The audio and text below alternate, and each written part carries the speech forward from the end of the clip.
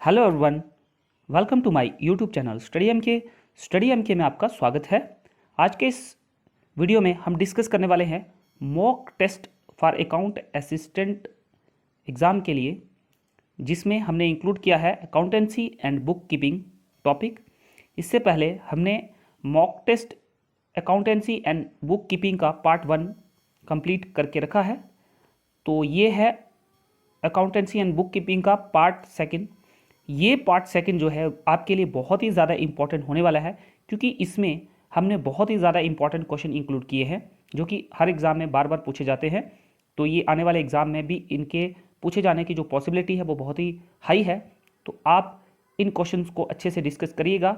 जितने भी थोड़े बहुत एग्ज़ाम के लिए बचे हैं, आप इन क्वेश्चंस को उस एग्ज़ाम के लिए डिस्कस करिएगा, इन क्वेश्चंस को नोट डाउन करके रखिएगा और अच्छे से इनको प्रिपेयर करिएगा, ताकि आने वाले एग्जाम में ये क्वेश्चन आपके लिए लाभदायक साबित हों। तो चलिए विदाउट वेस्टिंग टाइम स्टार्ट करते हैं आज का mock test accountancy and book keeping, very very important questions. आज का हमारा पहला क्वेश्चन होगा, बुक कीपिंग प्रोवाइड्स दी। देखिए, बुक कीपिंग आपके सिलेबस में मेंशन है, तो बुक कीपिंग उसी टॉपिक में से ये क्वेश्चन लिए गए हैं। तो बुक कीपिंग प्रोवाइड्स दी, इनमें से बुक कीपिंग आपको क्या प्रोवाइड करता है? Option A primary information, option B secondary information, option C final information, या फिर option D none of this. तो देखिए, बुक कीपिंग हमें प्रोवाइड करता है primary information, so option A will be the right answer of this question. तो चलिए next question की तरफ बढ़ते हैं। अगला हमारा इंपॉर्टेंट क्वेश्चन होगा, sales invoices are first entered in. देखिए, जो सेल इनवॉइसेस होती हैं वो सबसे पहले इनमें से किसमें एंटर की जाती है? तो बहुत ही इंपॉर्टेंट क्वेश्चन है। तो देखिए, आपका ऑप्शन है option A the cash book. क्या सेल इनवॉइसेस सबसे पहले कैश बुक में एंटर की जाती है, या फिर द परचेसेस जर्नल में, option C the sales journal में, या फिर option D the sales account में? तो देखिए, सेल इनवॉइसेस सबसे पहले एंटर की जाती हैं सेल्स जर्नल में। तो इसका ऑप्शन होगा option C sales journal. Option C is the right answer of this question. तो चलिए नेक्स्ट क्वेश्चन की तरफ बढ़ते हैं। नेक्स्ट हमारा क्वेश्चन है, management accounting provides valuable services to management in performing. देखिए, क्वेश्चन क्या है? मैनेजमेंट अकाउंटिंग जो होती है वो हमें प्रोवाइड करती है valuable services to management in performing. तो इनमें से कौन सा राइट ऑप्शन होगा? क्या वो ऑल मैनेजमेंट फंक्शंस होते हैं, क्या कंट्रोलिंग फंक्शंस होते हैं, option C coordinating management functions होते हैं, या फिर नन ऑफ दीज? तो देखिए, इसका जो राइट आंसर होगा, क्वेश्चन को अच्छे से समझने के लिए वीडियो को पॉज करिएगा, ताकि आप क्वेश्चन को अच्छे से समझें और इसका आंसर आप अच्छे से दे पाओ। तो देखिए, इसका जो आंसर होगा option A all management function. Option A will be the right answer of this question. तो चलिए नेक्स्ट क्वेश्चन की तरफ बढ़ते हैं। हमारा नेक्स्ट क्वेश्चन होगा, the assets that can be easily converted into cash with in a short period that is 1 year or less are known as. देखिए, ऐसे असेट जिनको आप इजीली कन्वर्ट कर सकते हो with in a short period, यानी कि 1 साल या 1 साल से पहले, तो उसको क्या क्या कहा जाता है? तो देखिए, ऑप्शन ए current assets, fixed assets, intangible assets, या फिर इन्वेस्टमेंट्स। ये जो बाकी ऑप्शंस हैं, इनकी आपको हर एक की डेफिनेशन जो है वो अच्छे से पता रहनी चाहिए। तो देखिए, इसका आंसर फिलहाल हम देंगे। इसका आंसर होगा ऑप्शन ए करंट एसेट्स। उसको कहा जाता है current assets. Option A is the right answer of this question. तो चलिए नेक्स्ट क्वेश्चन की तरफ बढ़ते हैं। Following are essential elements of a partnership form except. इनमें से जो ऑप्शन दिए हैं सब पार्टनरशिप के जो है वो एलिमेंट हैं। पार्टनरशिप कैसे होती है, उसकी जो डेफिनेशंस में जो भी चीज़ें फॉल करती हैं, इसमें से सारी हैं, लेकिन एक जो है वो इसमें नहीं है, तो वो आपको बताना है। तो ऑप्शन ए एटलीस्ट 2 पर्सन। क्या किसी पार्टनरशिप के लिए 2 पर्सन की एटलीस्ट ज़रूरत होती है? बिल्कुल होती है। Option B there is an agreement between all partners, होना चाहिए। Option C equal share of profits and losses. ये थोड़ा अलग लग रहा है, मैं बताऊंगा ये अलग क्यों लग रहा है। देखिए, option D partnership agreement is for some business. देखिए, ऑप्शन ए, बी और डी ये सारे पार्टनरशिप के जो हैं वो एलिमेंट्स हैं। ऑप्शन सी जो है, ज़रूरी नहीं है कि पार्टनरशिप में इक्वल शेयर और इक्वल प्रॉफिट हो। पार्टनरशिप जो होती है वो 20:80 की भी हो सकती है, 30:70 की भी हो सकती है। उसमें ये ज़रूरी नहीं है कि उसमें इक्वल शेयर ऑफ प्रॉफिट या फिर लॉसेस हो।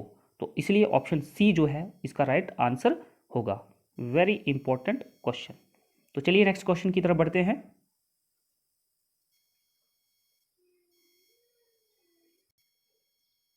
नेक्स्ट हमारा क्वेश्चन होगा, number of partners in A partnership form में भी, इनमें से जो ऑप्शन दिए हैं पार्टनरशिप में क्या सही है? मैक्सिमम 2, क्या पार्टनरशिप में मैक्सिमम 2 ही नंबर हो सकते हैं, मैक्सिमम 10, मैक्सिमम 100 या फिर मैक्सिमम 50? तो इसका आंसर होगा ऑप्शन डी। पार्टनरशिप में मैक्सिमम जो मेंबर हो सकते हैं वो 50 हो सकते हैं। तो ऑप्शन डी इसका सही आंसर होगा। तो चलिए नेक्स्ट क्वेश्चन को डिस्कस करते हैं। हमारा अगला क्वेश्चन होगा, when bad position of the business is tried to be depicted as good, जब भी किसी बिजनेस की बैड पोजीशन को हम ट्राइड करते हैं डिपिक्ट करने के लिए, गुड बनाने के लिए, इट इज़ नाउन एज, उसको क्या कहा जाता है? क्वेश्चन को समझना है उसको। ऑप्शन ए है पर्सनल बाइस, क्या उसको पर्सनल बाइस कहा जाता है? Option B price level changes कहा जाता है? ऑप्शन सी विंडो ड्रेसिंग कहा जाता है? या फिर option D all of the above? Question को अच्छे से समझना है। Bad position of the business is try to be depicted as good, bad position को डिपिक्ट किया जाता है गुड के फॉर्म में, उसको कहा जाता है window dressing. Very important term आपको याद रखनी है। तो इसका आंसर जो होगा option C is the right answer of this question. तो चलिए नेक्स्ट क्वेश्चन को डिस्कस करते हैं। हमारा नेक्स्ट क्वेश्चन होगा, two basic measures of liquidity. देखिए लिक्विडिटी के इनमें से दो बहुत ही बेसिक इंपॉर्टेंट मेजर हैं, वो क्या है? Option A inventory turnover and current ratio, option B current ratio and quick ratio, option C gross profit ratio and operating ratio, option D current ratio and average collection period. तो देखिए basic measure of liquidity जो है, ये important question है, वो होते हैं current ratio और क्विक रेशो। सो इसमें ऑप्शन जो बी है वो आपका सही आंसर होगा। Option B current ratio and quick ratio is the right answer of this question. तो चलिए नेक्स्ट क्वेश्चन की तरफ चलते हैं। आइडियल करंट रेशो इज, आप लोगों ने अकाउंटेंसी को अच्छे से पढ़ा होगा, तो उसमें जो आइडियल करंट रेशो जो होती है वो क्या होती है? तो देखिए 1:1, 1:2, 1:3 या फिर 2:1। तो आइडियल रेशो आपकी जो होती है वो 2:1 होती है। तो ऑप्शन डी इसका सही आंसर होगा। देखिए आपको एग्ज़ाम में जो क्वेश्चन पूछे जाते हैं वो बहुत ही अलग तरह के क्वेश्चन पूछे जाते हैं। ज़रूरी नहीं कि आपने कोई टॉपिक उठाया आप उसको अच्छे से पढ़कर चले गए।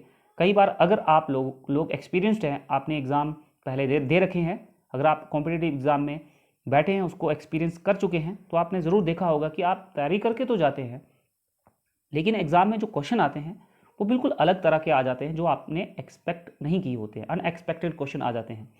तो इसलिए आपको बस एग्जामिनर के माइंड को रीड करना होता है कि क्वेश्चन कहाँ से आते हैं, क्योंकि जो जनरल क्वेश्चंस होते हैं वो सारे पढ़ते हैं, सिलेक्शन तो सबकी नहीं होगी। जो थोड़ा सा हटकर पढ़ते हैं सिलेक्शन तो उन्हीं की होगी। तो आपको थोड़े से अलग क्वेश्चन करने होते हैं। तो इसके लिए आपको खुद अपने माइंड में स्ट्रेटजी लगानी होती है कि कहाँ से क्वेश्चन आ सकते हैं। तो ये स्ट्रेटजी अपने पास आपने रखनी है। तो चलिए नेक्स्ट क्वेश्चन की तरफ बढ़ते हैं। देखिए अगला इंपॉर्टेंट क्वेश्चन है, this item is not used as a tool for analysis of financial statement. देखिए फाइनेंशियल स्टेटमेंट को जब आप एनालिसिस करते हो उसका, तो इनमें से 3 जो हैं उसके टूल हैं। फाइनेंशियल स्टेटमेंट की एनालिसिस करने के लिए 3 टूल हैं, एक जो है वो नहीं है, वो आपको बताना है। तो देखिए जब आप फाइनेंशियल स्टेटमेंट्स की एनालिसिस करते हो तो उसमें कैश फ्लो स्टेटमेंट बिल्कुल सही है, ये फंड फ्लो स्टेटमेंट ये भी करते हो, रेशो एनालिसिस करना पड़ता है, बिल्कुल करना पड़ता है, नंबर ऑफ एम्प्लॉयज स्टेटमेंट ये नहीं करना पड़ता है। तो देखिए ऑप्शन जो डी है वो आपका सही आंसर होगा। तो चलिए नेक्स्ट क्वेश्चन की तरफ बढ़ते हैं। नेक्स्ट हमारा क्वेश्चन होगा कंपैरेटिव बैलेंस शीट। देखिए कंपैरेटिव बैलेंस शीट जो होती है ये क्या प्रोवाइड करती है, ये आपको बताना है। जो कंपैरेटिव बैलेंस शीट होती है ये प्रोवाइड करती है, option A provides a summarised view of the operations of the firm, क्या ये प्रोवाइड करती है? नहीं।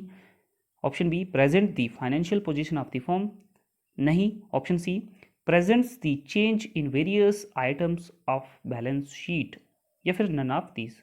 बिल्कुल C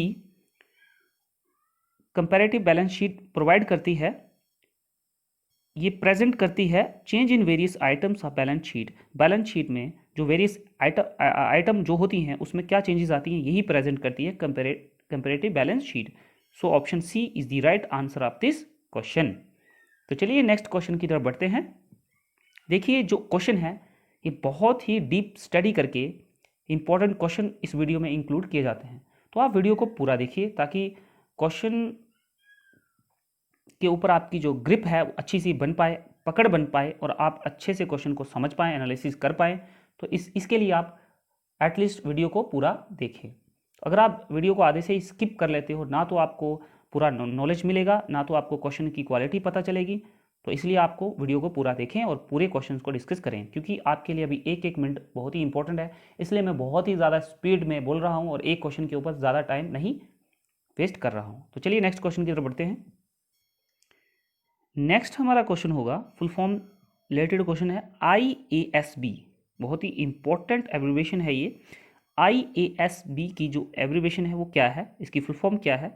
option A international accepted standard board, option B international accounting standard board, option C Indian accounting standard board, या फिर option D international accounting statements board. देखिए इसका आंसर जो होगा IASB की जो फुल फॉर्म है वो है international accounting standard board. Option B is the right answer of this question. अगला हमारा क्वेश्चन होगा, example for long term liability is, इसमें से जो लॉन्ग टर्म लायबिलिटी की जो एग्जाम्पल है वो क्या है? Option A bank overdraft, lease for 1 year, mortgage, या फिर नन ऑफ द अबव। इसमें जो ए ऑप्शन है, ये बी है, ये सी है और ये डी है। तो ये 4 ऑप्शन है। तो आपको ये इनमें से लायबिलिटी की सारी डेफिनेशन है, सारी एग्जाम्पल हैं। एक जो है वो एग्जाम्पल नहीं है लायबिलिटी की, तो वो है, देखिए बैंक ओवरड्राफ्ट, ये बिल्कुल इसकी एग्जाम्पल है। लीज फॉर 1 ईयर, ये भी इसकी एग्जाम्पल है। और देखिए मॉर्गेज इसकी एग्जाम्पल नहीं है। तो देखिए ऑप्शन ए जो है mortgage is the right answer of this question. ये लॉन्ग टर्म लायबिलिटी की एग्जाम्पल है। तो चलिए नेक्स्ट क्वेश्चन को डिस्कस करते हैं। नेक्स्ट हमारा क्वेश्चन होगा, income minus expenses is equal to, ये देखिए ये फॉर्मूला है। इनकम में से अगर आप एक्सपेंसेस माइनस कर देते हो तो वो किसके बराबर होगा? तो ऑप्शन ए ग्रॉस प्रॉफिट होगा क्या वो, ऑप्शन बी नेट प्रॉफिट होगा, ऑप्शन सी या फिर दोनों होंगे, ऑप्शन डी नेट इनकम या फिर नेट लॉस। तो ये इसका आंसर आपको बताना है। तो इसका जो राइट आंसर होना चाहिए वो होगा नेट इनकम। इनकम में से अगर आप एक्सपेंसेस माइनस करते हो तो वो आपकी नेट इनकम कहलाती है। तो ऑप्शन ए डी जो है वो इसका राइट आंसर होगा। The dash of accounts is a listing of general ledger accounts. देखिए इनमें से वो क्या है, जो जनरल लेजर अकाउंट की लिस्टिंग होती है, इन विच अमाउंट्स कैन बी पोस्टेड, जिसमें अमाउंट को पोस्ट किया जाता है। तो ये बहुत ही इंपॉर्टेंट क्वेश्चन है, वेरी इंपॉर्टेंट क्वेश्चन। या आप वीडियो को पॉज करिए और इस क्वेश्चन को नोट डाउन करके रखिएगा। तो इसका जो आंसर होगा, रिपोर्ट्स तो नहीं, जर्नल नहीं है, लेजर भी नहीं है, चार्ट, उसको कहा जाता है chart. The chart of accounts is a listing of general ledger accounts in which amounts can be posted. So option D is the right answer. Accounting dash has made the recording of transaction much more efficient। Accounting का इसमें से क्या है जिसने record को बनाने में, transaction के जो रिकॉर्ड होते हैं उनको बनाने में बहुत ही एफिशिएंट कर दिया है? तो वो क्या है? क्या वो अकाउंटिंग बुक है, क्या वो अकाउंटिंग बुक्स होती हैं, क्या वो अकाउंटिंग सॉफ्टवेयर होता है, या फिर नोट्स होते हैं, या नन होता है? तो देखिए इसका आंसर होगा, मैं आपको एडवाइस करना चाहूँगा कि आपको पहले वीडियो को पॉज करना है, आंसर पहले खुद मार्क करना है, उसके बाद आपको इसका आंसर देखना है। देखिए इसका जो राइट आंसर होगा वो होगा सॉफ्टवेयर। अकाउंटिंग सॉफ्टवेयर ही ऐसा टूल है जो ट्रांजैक्शन की रिकॉर्डिंग को बनाता है और उसको बहुत ही एफिशिएंट वे में बनाता है। तो accounting software has made the recording of transaction much more efficient. Option B is the right answer. अगला हमारा क्वेश्चन होगा, trial balance is used to check the accuracy of. जो ट्रायल बैलेंस होता है ये किसकी एक्यूरेसी चेक करने के लिए यूज़ किया जाता है? तो ये भी another one important question. Option A balance sheet balance, या फिर ledger accounts balance, option C cash flow statement balance, या फिर option D income statement balances. तो इसका जो राइट आंसर होगा वो होगा ledger accounts balances. Another important question, when debit balance is equal to credit balance, then the trial balance means। जब debit balance बराबर हो जाता है क्रेडिट बैलेंस के, उस समय ट्रायल बैलेंस को क्या कहा जाता है? ट्रायल बैलेंस में से ये बहुत ही इंपॉर्टेंट क्वेश्चन है। तो देखिए इसके ऑप्शन है, option A account balance are correct, option B mathematically capital plus liabilities is equal to assets, या फिर C no mistake in recording transactions, या फिर इसका ये मीनिंग होता है no mistake in posting entries to ledger accounts. देखिए इसका जो मीनिंग होता है मैथमेटिकली, इसका मतलब होता है capital plus liabilities is equal to assets. ये आपको याद रखना है, very important question. Next question होगा, external reporting is the result of. देखिए जो एक्सटर्नल रिपोर्टिंग होती है अकाउंटेंसी टर्म्स में, वो किसका रिजल्ट होती है? Option A financial accounting, option B management accounting, option C cost accounting, या फिर ऑप्शन डी सोशल अकाउंटिंग। देखिए एक्सटर्नल रिपोर्टिंग जो है वो रिजल्ट होती है फाइनेंशियल अकाउंटिंग का, तो इसलिए ऑप्शन ए जो है इसका राइट आंसर होगा financial accounting. Option A is the right answer. तो चलिए नेक्स्ट क्वेश्चन की तरफ बढ़ते हैं। Which of the following enjoys the benefit of limited liability. इनमें से लिमिटेड लायबिलिटी का जो बेनिफिट है वो कौन एंजॉय करता है? Option A limited company, option B sole proprietorship, option C foundation, option D trust. तो देखिए इसका जो आंसर होगा, कभी कभी ऐसे क्वेश्चन डाले जाते हैं कि जो इस फील्ड में माहिर नहीं होगा, एक्सपर्ट नहीं होगा, तो वो इस तरह से मैच कर सकता है, लिमिटेड और लिमिटेड का कॉम्बिनेशन बना के आंसर मार्क कर सकता है। तो एक्चुअली इसका आंसर भी यही है। तो लेकिन जिसने ज़्यादा थोड़ा पढ़ा होता है तो वो इस डाउट में चला जाता है कि एग्जामिनर कुछ इस तरह से कॉम्बिनेटेड जो क्वेश्चन है वो नहीं डालेगा, तो उस चक्कर में वो क्वेश्चन गलत कर देता है। तो ये आपको ध्यान रखना है, कंसेप्चुअल बेस पर क्वेश्चन होते हैं, ये कॉम्बिनेशन बना के या इस तरह से आंसर करके आप इसमें अच्छा परफॉर्म नहीं करने वाले हैं। तो चलिए इसका आंसर देते हैं। इसका आंसर जो होगा वो होगा ऑप्शन ए लिमिटेड कंपनी। तो ये आपको ध्यान रखना है। तो चलिए नेक्स्ट क्वेश्चन की तरफ बढ़ते हैं। Accounting is the language of. देखिए सिंपल क्वेश्चन है, क्वेश्चन कहीं से भी आ सकता है, तो आपको तैयारी करते समय आपको ये माइंड में बात नहीं बैठानी है कि एग्जामिनर बहुत ही टफ क्वेश्चन पूछने वाला है या फिर बहुत ही इजी पूछने वाला है। एग्जामिनर आपको क्वेश्चन कहीं से भी पूछ सकता है, जस्ट आपकी एबिलिटी अकाउंटिंग में कितनी है वो चेक करने के लिए क्वेश्चन आपको डाले जाते हैं, ताकि आप जो जिसके लिए जॉब है उसमें आप सही उसमें खरे उतरे। उसी बेस के ऊपर ये क्वेश्चन बनाए जाते हैं, ना कि इजी, मॉडरेट और हार्ड लेवल का, बस आपकी एबिलिटी को चेक करने के लिए। तो उसी बेस पर आपको तैयारी करना है। कभी भी आपने माइंड में ये नहीं सोचना है कि ये क्वेश्चन एग्जामिनर नहीं पूछ सकता है या नहीं पूछ सकता है, अपने आप में असेसमेंट नहीं करनी है। तो क्वेश्चन कहीं से भी आ सकता है, हर क्वेश्चन को आपने इंपॉर्टेंस देनी है। तो चलिए ये लास्ट क्वेश्चन है, accounting is the language of. Accounting इनमें से किसकी लैंग्वेज है? क्या वो स्कूल की लैंग्वेज है, बिजनेस की है, मैनेजमेंट की है? तो इसका आंसर जो होगा वो है business. Accounting is the language of business, ये आपको याद रखना है। तो ये थे इंपॉर्टेंट क्वेश्चन। इंपॉर्टेंट क्वेश्चन भी नहीं कहूँगा, इसको मैं कहूँगा मॉक टेस्ट। ये मॉक टेस्ट था अकाउंटेंसी एंड बुक कीपिंग का। बहुत ही इंपॉर्टेंट क्वेश्चन इसमें इंक्लूड किए हैं, कोशिश की है इसमें ज़्यादा से ज़्यादा वही क्वेश्चन इंक्लूड करने की कोशिश की है जो कि पूछे जा सकते हैं, जिसकी एग्ज़ाम में आने की पॉसिबिलिटी बहुत ही ज़्यादा है। लेकिन आपने ये क्वेश्चन जो हैं, जैसे मैंने आपको पार्ट 1 में बताए हैं और पार्ट 2, इन दोनों का कंबाइन करके और इनसे मिलते जुलते जितने भी क्वेश्चन हैं वो आपको करने हैं, क्योंकि एग्जामिनर जो है क्वेश्चन ज़्यादातर बहुत सारे क्वेश्चन पेपर को एनालाइज करके ही हम ये वीडियो बनाते हैं।